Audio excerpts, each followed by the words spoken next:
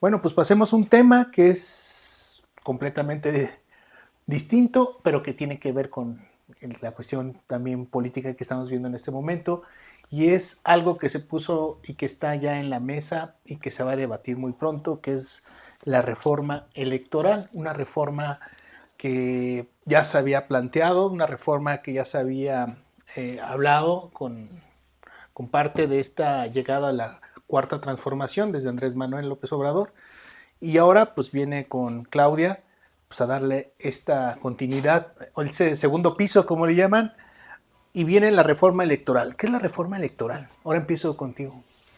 Mira, la reforma electoral es una propuesta que está impulsando la presidenta Claudia Sheinbaum, que a mi particular punto de vista, Claudia tiene bien claro cuáles han sido pues ahora sí que las debilidades que ha tenido esta ley electoral que aún la tenemos, ¿no? Y que está ejerciendo. Entonces, ¿qué queremos y qué pretende la presidenta Claudia? Primero, generar debate en la vida pública, pues ahora sí que a nivel nacional.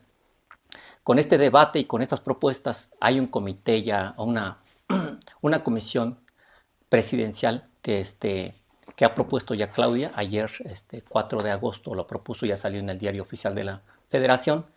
¿Y qué busca ella? Busca en primera parte que se genere esa polémica. Dos, que haya, pues ahora sí que propuestas. Se van a recoger propuestas, pues ahora sí que opiniones de tanto académicos, tanto la parte legislativa, de la sociedad civil, de organizaciones sociales, en todos los ámbitos. ¿Y qué se busca pues, con esta propuesta que plantea la doctora Claudia Sheinbaum? Pues se busca primeramente es que pues, reducir, una de sus propuestas yo creo que es reducir el gasto a las elecciones, a los partidos políticos y a las elecciones, que son gastos, o sea, son muy onerosos a mi punto de vista, y que creo que ella tiene razón en reducir. Y si se le hace yo creo que una encuesta a la opinión pública en general, yo creo que le va a decir, no, los partidos políticos todos reciben muchísimo dinero, es muchísimo lo Aunque que no se recibe. sepamos realmente No, cuánto en es, ¿verdad? cuanto O sea, los ciudadanos, sí, ¿no? bueno, sí hay, Sí sabemos. sí sabemos, no, claro, sí sabemos, es mucho dinero lo que se recibía. Esa es una de las principales. La otra, pues es también la discusión que tiene ahí con, pues, reducir a lo mejor también el número Los de pluris. los plurinominales. Ajá. Ajá, son 500 diputados, acordemos, son 300 de mayoría relativa y los otros son de representación proporcional, 200, o sea, Ajá. son muchos. Igual sucede con la Cámara de Senadores. Entonces también la idea es reducirlos. Entonces son una de las Propuestas que propuestas que se tienen. pudiera yo adelantar que se tiene ahí con la presidenta. ¿Tú sientes que esta reforma electoral, Toño, o sea, vimos una presentación, como lo está diciendo Jerónimo, ya de algunos personajes de la 4T para redactar esta reforma? Bueno, redactar, podemos decirlo que entre comillas, porque yo creo que ya tienen su borrador, ¿no? Pero redactarla está Pablo Gómez, Rosa Isela, Pepe Merino. Pepe Merino está apareciendo en varias cosas aquí. Está El hombre de la interesante. presidenta. Bueno, Ajá. la persona de la presidenta. Ajá. Ernestina Godoy, No sé, Lázaro Cárdenas Batel. Pues de todos lados se ocupa decoración. Sí, Jesús Ramírez Cuevas, otro personaje que también es algo interesante porque ¿qué hizo José Ramírez Cuevas con Andrés Manuel López Obrador y que está haciendo acá como líder de los asesores, ¿verdad? Pero bueno, Pues es el ideólogo. Arturo Saldívar, lo explican por qué cada uno de ellos que como que está representando algo en particular, ¿no? Pero bueno, yo hablo por los Y el otro personajes. es el mercenario jurídico, Arturo Saldívar. ¿Qué te parece a ti esta presentación? Te las cambio por el santo oficio de la Inquisición el día que sea. Son los duros de los duros. A ver, yo creo que lo primero que tenemos que entender es que esta es una reforma que surge del poder, con todo el poder. ¿Cómo fueron las reformas electorales que llevaron a México a la democracia desde el autoritarismo priista? Arrancando desde las primeras reformas en el sexenio de Díaz Ordaz, luego la del 77, que fue una de las más importantes, luego la del 89, luego la del 94, incluso la del 2008 y la del 2014. Todas derivaban de una cierta crisis de legitimidad del gobierno en turno, y entonces la oposición le planteaba cambiar algunas reglas para reducir las ventajas indebidas que ese gobierno había tenido en el proceso electoral inmediato anterior. Esa es básicamente la explicación de todas las reformas electorales. Era un momento de debilidad del gobierno, que aprovechaban el gobierno para ganar un poco de legitimidad y la oposición para avanzar en una agenda democratizadora. Ese era el proceso. Sí, para sentir que tienes... No, y funcionó. A ver, después del 96 hemos tenido en este país, o habíamos tenido en este país, una democracia funcional. Una democracia que tenía problemas, que tenía errores, que tenía abusos, pero que al final era una democracia funcional que entregaba gobiernos representativos, que tenía alternancia y que tenía mecanismos de garantía para todos. Hoy tenemos un proceso exactamente al revés. Una presidenta, después de un proceso en el que tuvo un triunfo arrollador, una presidenta con un alto índice de popularidad, con mayoría absoluta para modificar la Constitución con su partido y sus aliados en ambas cámaras y en los congresos de los estados. Y con la Suprema Corte, el Tribunal Electoral y el INE en el bolsillo, dice: voy a hacer una reforma electoral que en esencia lo que nos ha dicho la presidenta hasta el día de hoy, para quitarle cosas a la oposición, para quitarle dinero y para quitarle representación política. Eso es lo que nos ha dicho la presidenta, con todas sus letras en la mañanera. Entonces, a ver, esta no va a ser una reforma negociada, no va a ser una reforma democratizadora, no va a ser una reforma que le reduzca las capacidades de intervención indebida en los procesos electorales al gobierno, no va a ser una reforma que le amplíe a la población sus derechos. Esta va a ser una reforma para blindar y galvanizar las herramientas con las que Morena ejerce el poder. Entonces, es una restauración autoritaria en toda regla lo que estamos viendo. Bueno, lo que están diciendo ahorita algunos legisladores es que van prácticamente a presentar su última batalla en un sentido como oposición, porque si también observamos la cantidad que se tiene de pluris, es que esto es como un juego también un poco, porque si juegas con la parte de los pluris, ustedes yo creo que lo van a entender, los pluris en su gran mayoría son tratos que están ya en el partido, que se los van a dar a fulanito perenganito, que es el que está ahorita representándonos mejor, es el que viene inclusive por así de default, ¿no? O sea, es que acaba de ser gobernador, vamos a protegerlo acá como pluri, que es ya senador, y luego y regresa a otro puesto, etcétera, ¿no? Tienen cierto poder, algunos pluris, y lo vemos desde el PRI con un Alito, desde el PAN con un Marco,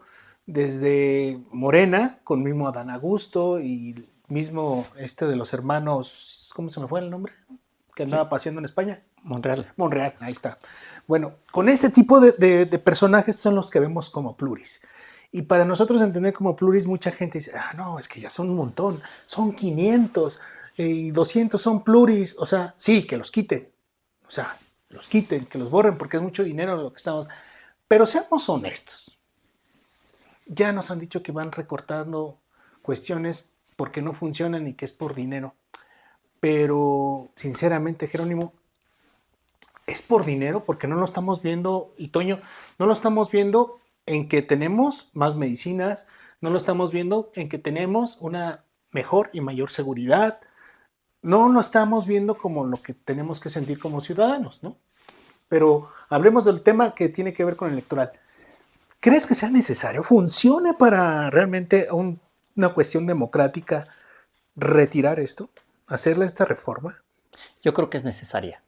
Yo la comparto y digo que es necesaria porque aún tenemos un sistema electoral que pues viene de, pues digámoslo, de grandes cuestiones antidemocráticas, como lo que fue el fraude del 2006, que a todas luces todos lo vimos.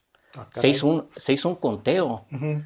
Hubo una proporción del primero con el segundo de 0.5, o sea, Uh-huh. se pidió un reconteo de voto por voto, se pidió a la buena, nunca se hizo. Se hizo solo un reconteo del 8%. ¿Qué pasó? Hubo una reducción del primero con el segundo. Pero Jerónimo, pero una ampliación. Pero en el 2018, Jerónimo, lo ganó el mismo. Claro, son las mismas pero reglas. con el mismo, digamos, con el mismo instituto, ¿no? Así es. ¿Qué queremos? O sea, que se reformen ciertas cosas que no están funcionando y que a mi parecer... Pero a ver, ¿qué o sea, tiene que ver? ¿Qué tiene que Pero ver ¿qué se- el qué- se ocupa fraude? una reforma electoral que Ajá. sea más creíble, ¿Cómo que? más, Ok. que tenga más credibilidad. Que todo lo que Pero ¿cómo no lo ha fun- podríamos hacer que tenga más credibilidad? ¿Cómo lo podríamos hacer que tenga más credibilidad? tiene que reformarse estas cuestiones. No tiene que. La reforma electoral también propone que uno de sus partes también impedir el nepotismo.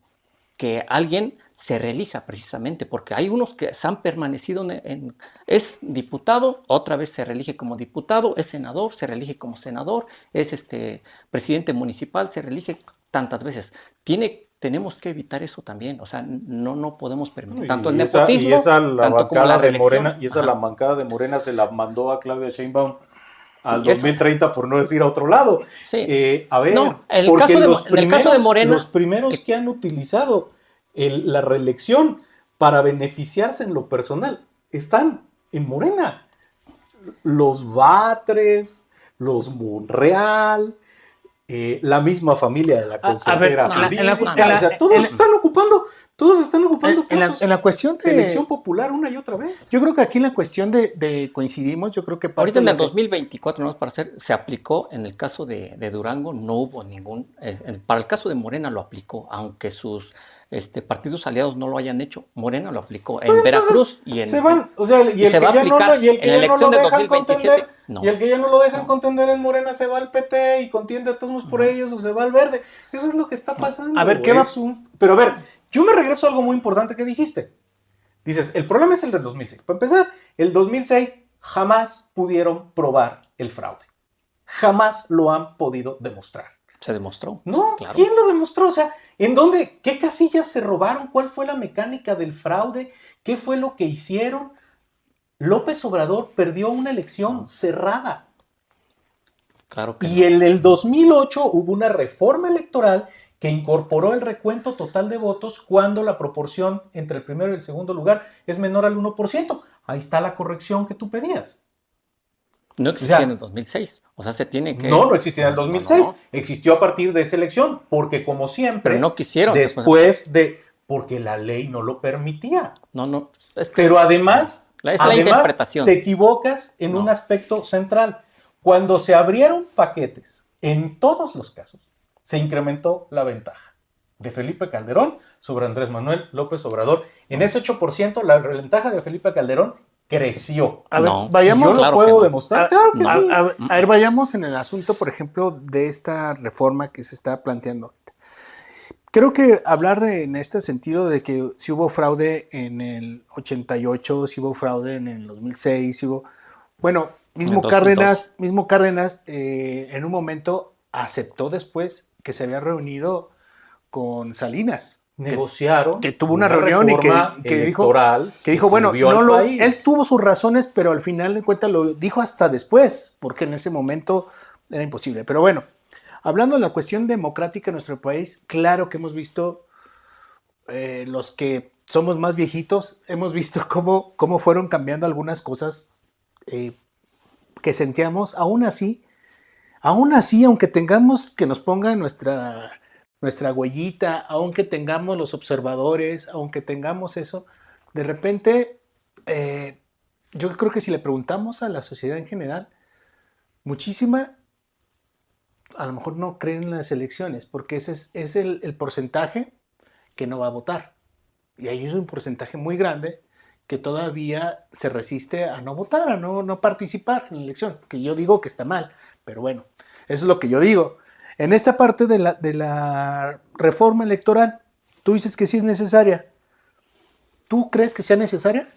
Yo creo que hay muchas cosas en el sistema electoral mexicano que podrían cambiar para bien. Pero me parece que es mucho peor, que lo que se está haciendo no es mejorar un sistema electoral que ha probado su utilidad, que ha sido funcional al país, que ha permitido la alternancia política en 3 ocasiones. Me parece que el problema aquí es que lo que viene es una restauración autoritaria, es decir, le vamos a quitar los mecanismos que permitieron la transición a la democracia. le vamos a quitar el dinero a los partidos políticos de oposición, vamos a quitar la representación proporcional, que hoy es el diablo, pero en el 2015 el 100% de los diputados federales de Morena eran de representación proporcional. Morena no hubiera tenido diputados en el 2015 y en la segunda mitad del sexenio de Enrique Peña Nieto si no hubiera existido la representación proporcional. El mismo PRD que presidía Andrés Manuel López Obrador en los años 90 no hubiera alcanzado su bancada política más grande en la historia si no existiera la figura de la representación proporcional. Es decir, esta figura que puede tener excesos, que puede tener vicios, que podría ser reformable en otro contexto, hoy nos están poniendo como un falso debate. Es decir, la tenemos que quitar absolutamente. O sea, es como las guarderías. Como encontramos un niño fantasma en la guardería fulanita de tal, vamos a desaparecer el sistema de estancias infantiles. Ay, Dios mío. Como un juez de distrito falló en contra de un proyecto estratégico de la 4T y concedió una suspensión que retardó 2 meses el proyecto del Tren Maya, entonces vamos a desaparecer al Poder Judicial. Bueno, son las soluciones 4T. Como no nos gusta que hoy la oposición en su mayoría son legisladores de representación proporcional, pues desaparecemos la representación proporcional y punto. Eso es lo que... Entonces, eso es lo que está pasando. Entonces, aquí lo que viene es una restauración autoritaria. Eso es. Al grano, vayamos con este punto de la reforma electoral. Sí, al grano, yo digo que no comparto lo que dice. Yo creo que se pretende tener más elementos va a seguir siendo, porque lo ha dicho la presidenta Claudia, autónoma el Instituto Bueno, Electoral. ya no es entonces. Es autónoma, tiene que seguir con esa misma dinámica, pero sí se tienen que hacer ciertas reformas que al parecer no se sienten del pueblo, y tiene que ser una reforma que se sienta que es del pueblo y que tenga todas las garantías para ser más democrática en todos los ámbitos y coartar esas cuestiones digo, si en la opinión, en el debate, cuando se vaya a preguntarle a la gente en los foros que se van a hacer, si se dice que se mantenga lo de la representación proporcional y los diputados plurinominales, pues seguramente va a seguir. O sea, no es una cuestión de que ya se va a quitar, no. Va a estar, vamos a entrar en un momento de debates. Y si se requiere, o sea, ¿cuál es la propuesta? Pues que exista el mismo ejercicio como se hace en la Cámara de Senadores, que existe una primera mayoría y una primera minoría. Entonces yo creo que esa es una alternativa, pero si no, pues vamos a esperar también a lo que diga también la gente. Pero sí, yo creo que tiene cuestiones y propuestas muy claras que van a servir mucho para el buen funcionamiento, yo creo que del Instituto Electoral a nivel nacional, y del ejercicio, yo creo que de reconocer el trabajo que está haciendo la Cuarta Transformación y de estas propuestas que me parece que son muy, muy prudentes y necesarias para una vida más social y democrática en el país. Para ti, al grano, esta reforma electoral. Es una restauración autoritaria. Yo no veo nada de todas estas cosas porque además yo no he escuchado una sola de las propuestas que no sea quitarles el dinero a los partidos políticos de oposición y cancelar la representación proporcional. Que pueden ser muy cuestionables, que podrían reformarse en otro contexto, sí, pero también, yo insisto, el problema aquí es de origen, es una reforma que se hace con todo el poder para garantizar la continuidad en el poder. No es una reforma democratizadora. Es todo lo contrario de las reformas democratizadoras del pasado. Es exactamente la carreta delante de los bueyes. Vamos a hacer una reforma electoral para asegurar que nosotros podamos continuar más fácilmente en el poder. La única reforma electoral que han hecho, que fue la que tuvo que ver con el Poder Judicial, fue en la que quitaron los representantes de casilla, fue en la que se llevaron los cómputos a los consejos distritales en lugar de hacerlos directamente en las casillas, fue en la que eliminaron los mecanismos de garantía del sistema de justicia electoral, fue en la que al final la elección tuvo un resultado abrumador gracias a los acordeones, a una trampa descarada que hubiera sido inadmisible en cualquier otro contexto, en que el tribunal incluso quitó las restricciones de los requisitos constitucionales para que personas que ganaron la elección sin cumplir con los requisitos puedan asumir el cargo. Esa es Morena. Bueno, yo al grano, pues aquí lo puedo decir, pues agradecerles por esta participación de hoy, muy nutrida, con debate, porque así deben ser las cosas. O sea, creo que para todos es bueno el debatirlo, el hablarlo desde diferentes puntos de vista. Yo digo que al grano, pues sí, yo creo que son reformas a veces que tienen otro trasfondo, un tema, cuestión muy a favor de quien está precisamente en el poder. Las anteriores también fueron pensadas de igual manera. Yo creo que esta parte que toca a la oposición debe de entender lo que es una oposición como tal. Lo que no ha entendido en 6 años y no ha logrado entender en este primer año de Claudia Sheinbaum, que es lo que es un trabajo de oposición. No saben ser oposición, se les olvidó o nunca lo supieron, como siempre fueron gobierno, el PRI y el PAN, se les olvidó en este momento qué tiene que hacer la oposición. Pues bueno, gracias. Gracias, Jairo. Gracias, hasta luego. Gracias, Jairo. Gracias. Un gusto estar en tu programa.